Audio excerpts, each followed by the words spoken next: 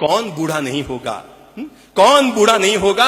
एक महानुभाव मुझे कह रहे थे, बिल्कुल मेरे सामने बैठे हैं, इन्होंने 4 दिन पहले ही इन्होंने लोढ़ा जी ने मुझे कहा था, साहब मेरी पत्नी अगर मेरी दादी साहब की 90 साल की सेवा करती है तो मैं मन में बार बार यही सोचता हूं, ये दादी साहब की सेवा नहीं कर रही, ये जो सेवा कर रही है मेरी बहुएं भी देख रही है, ये अपने बुढ़ापे की सेवा की व्यवस्था करा रही है। अगर इसने अपनी दादी की सेवा की तो इसकी बहुएं इसकी सेवा करेगी। जिसने अपने मां बाप की सेवा न की वो अपनी टाबरों से सेवा की कोई अपेक्षा कभी मत करना, कि उनके टाबर उनकी सेवा कर ले, आने वाली पीढ़ी ये तो बाप की भी बाप निकलने वाली है।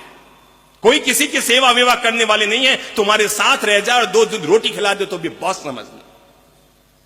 इसलिए अपने लिए मैं युवाओं से अनुरोध करना चाहूंगा, अपने घर परिवार के लिए संकल्प लो कि हम घर के बड़े बुजुर्गों की सेवा करेंगे। तकदीर वाले होते हैं जिनके घर में बड़े बुजुर्ग दादा दादी होते हैं।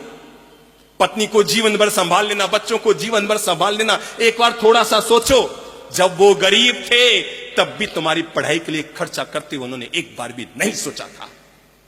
मैं आपको जीवन का रहस्य खोल के बता रहा हूं, ये जितने अमीर लोग बैठे हैं उनमें से आधे अमीर लोग ऐसे हैं जिनके मां बाप तुम्हारी बचपन में गरीब थे और उन्होंने अपनी गरीबी में भी तुम्हारे पढ़ाने के लिए जो खर्चे हुए, तुम्हारी किताबों के लिए जो खर्चे हुए, तुम्हारी जिंदगी का निर्माण करने के जो खर्चे हुए, शायद अपने पेट को मसोसा होगा पर तुम्हारी जिंदगी का निर्माण किया हो। और जिनके बचपन में ही पिता चले गए, कल्पना करो कि तुम 3 साल के थे, तुम्हारा पिता ऊपर चले गए थे, तुम्हारी इस अकेली मां ने कैसे तुम्हारा पालन पोषण किया होगा। आज तुम झट से कह देते हो, मां तूने मेरे लिए क्या किया? अरे उसने तुम्हारे लिए क्या किया? उसने जो किया तुम दुनिया देख रहे हो, अगर वो नहीं करती तुम दुनिया नहीं देख पाते।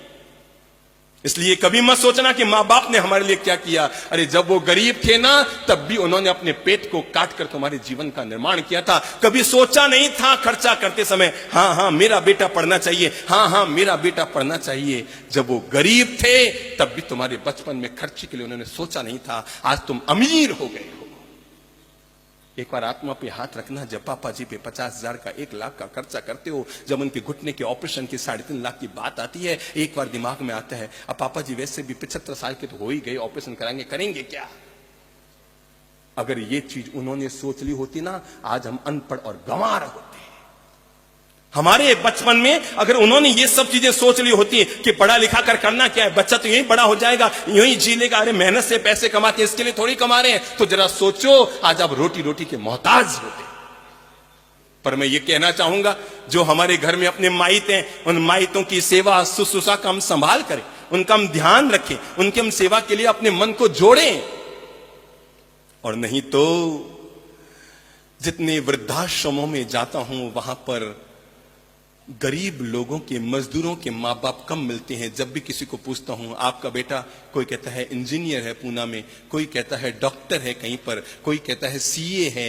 अमीरों के माँ बाप वृद्धाश्रमों में मिल रहे हैं, गरीबों के माँ बाप अपनी झोंपड़ियों में अभी भी मिल रहे हैं। ये फर्क हो जाएगा आने वाले कल को, और ये फर्क बहुत महंगा पड़ेगा आपके लिए। जमानों में आपको सही कह रहा हूं, ये जो फर्क पैदा होता जा रहा है इस पीढ़ी में आने वाले कल के लिए आपके लिए बहुत महंगा पड़ेगा। अरे अपन लोग तो फिर भी अपने माँ बाप को निभा देंगे, पर मैं आपको बता दूं आने वाली पीढ़ी ऐसे आने वाली है, ऐसी उपज आने वाली है, वो अपन को पूछेंगे, पापा आप मुझे डांट रहे हैं, आपको क्या हक है? और ये न पूछ ले तो मुझे कह देना। इसलिए वयोवृद्ध लोगों के लिए मैं कुछ कहूं इससे पहले आप लोगों को सावधान करने के लिए कह रहा हूं कि हम आने वाले कल का अच्छा निर्माण करें।